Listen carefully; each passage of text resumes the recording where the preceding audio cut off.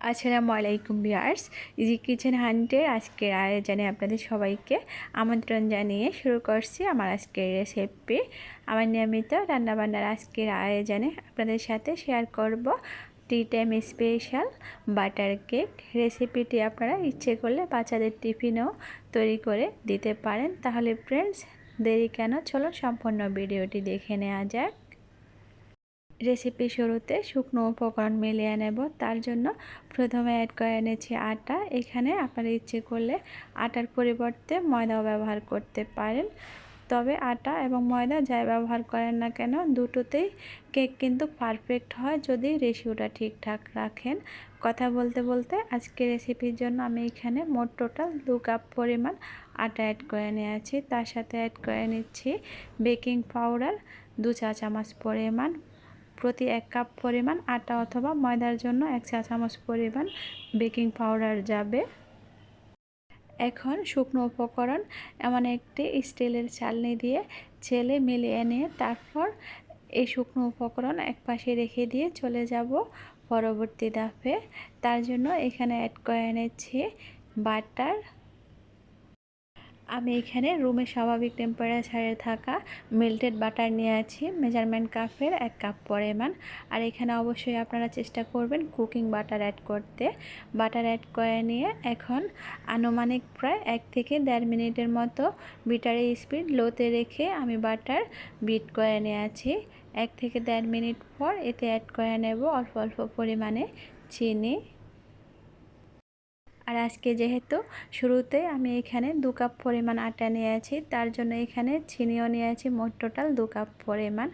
অর্থাৎ শুকনো উপকরণ আপনারা যে পরিমাণে নেবেন তার ঠিক সমপরিমাণ চিনি অ্যাড করার চেষ্টা করবেন, তাহলে মিষ্টির পরিমাপটা ঠিকঠাক থাকবে। অল্প অল্প করে বেশ কয়েকবারে চিনি অ্যাড করে নিয়ে 2 কাপ পরিমাণ চিনি যখন সম্পূর্ণ অ্যাড করে নেওয়া হয়ে গিয়েছে তখন একটি একটি করে ডিম অ্যাড করে নিচ্ছি। আজকে কেক তৈরি করার জন্য আমি মোট টোটাল ডিম নিয়েছি 6টি।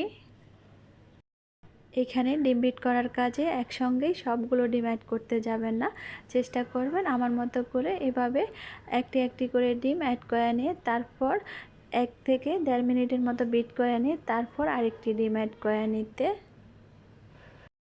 একে একে সবগুলো ডিম অ্যাড করে বিট করে নেওয়ার পর বেটারের ঘনত্বটা দেখতে ঠিক এমন হয়েছে। আপনাদের বোঝার সুবিধার্থে আমি স্ক্রিনে বেটারের ঘনত্বটা বোঝানোর জন্য 2-1 বার নাড়াচাড়া দিয়ে দেখিয়ে দিচ্ছি। অবশ্যই বিষয়টি স্ক্রিনে লক্ষ্য করলে বুঝতে পারবেন ঘনত্বটা কেমন ঘন বা পাতলা হয়েছে তা বোঝানোর জন্য। সবশেষে এখন শুকনো উপকরণ অ্যাড করে নেব। শুকনো উপকরণ আমরা শুরুতেও একবার ছেলে নিয়েছি, এখন আবারও চেলে মিলিয়ে নেব। আর একসঙ্গে সবগুলো শুকনো উপকরণ চেলে মিলিয়ে নিচ্ছি না, আমি এখানে প্রায় 2 থেকে 3 বারে শুকনো উপকরণ অ্যাড করে নিয়ে তবে মিলিয়ে নিয়েছি। এতে বেটারের ঘনত্বটা বুঝতে সহজ হয়।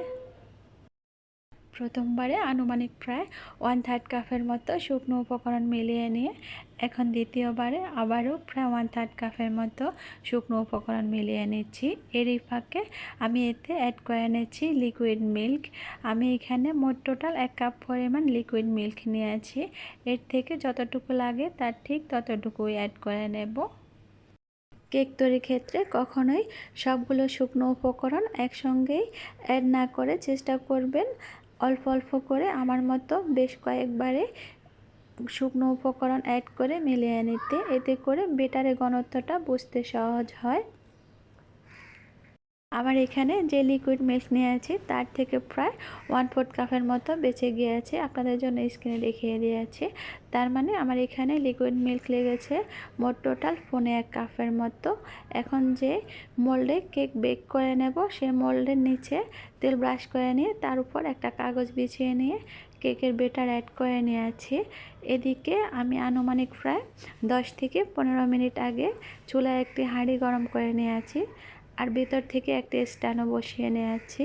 তার উপর এখন কেকের মোল্ডটা বসিয়ে নিয়ে তার উপর ঢাকন দিয়ে ঢাকনের ছিদ্রটা বন্ধ করে দিয়েছি। ঢাকনের চারপাশে যদি কোনো রকম ফাঁকা থেকে যায় তাহলে অবশ্যই আমার মতো একটি টিস্যু অথবা কাগজ অ্যাড করে নিয়ে ফাঁকা জায়গাটা বন্ধ করে দেবেন। আমার এখানে চুলার আঁচ একদম লোতে রেখে আমি কেকটি চুলায় মোট টোটাল 50 মিনিট বেক করে নিয়েছি। আর এই 50 মিনিটে কেকটা কুক হয়েছে কিনা আপনাদেরকে স্ক্রিনে দেখিয়ে দিচ্ছি। খেয়াল করলে বুঝতে পারবেন স্টিকটি একদম নিচ পর্যন্ত দেবে গিয়েছে এবং সম্পূর্ণ পরিষ্কার এসেছে। এই অবস্থায় আমি চুলা থেকে নামিয়ে নিয়ে রুমের স্বাভাবিক টেম্পারেচারে রেখে প্রায় 1.5 থেকে 2 ঘন্টা পর্যন্ত অপেক্ষা করার পর যখন সম্পূর্ণ ঠান্ডা হয়ে গিয়েছে তখন কেকটি ডিমোল্ড করে নিয়ে আপনাদেরকে দেখিয়ে দিচ্ছি। ভিডিওটি না টেনে শেষ পর্যন্ত দেখে গেলে বুঝতে পারবেন। আজকের কেক আমি চুলায় বেক করলেও কালার কিন্তু বেশ ভালোই এসেছে, ওভেনের চেয়ে কোনো অংশে কম যায়নি। আমার এখানে কেকটা কতটা নরম হয়েছে তা বোঝানোর জন্য আপনাদেরকে একবার স্ক্রিনে কেটে দেখিয়েও দিচ্ছি। আশা করি সম্পূর্ণ ভিডিওটি দেখে যাবেন। তাহলে ফ্রেন্ডস, আমার আজকের ভিডিওটি এ পর্যন্তই। দেখা হবে অন্য কোনো ভিডিওতে। সে পর্যন্ত আপনাদের সুস্বাস্থ্য কামনা করে আজকের মতো বিদায় নিচ্ছি। ভালো থাকবেন আপনারা সবাই। আল্লাহ হাফিজ।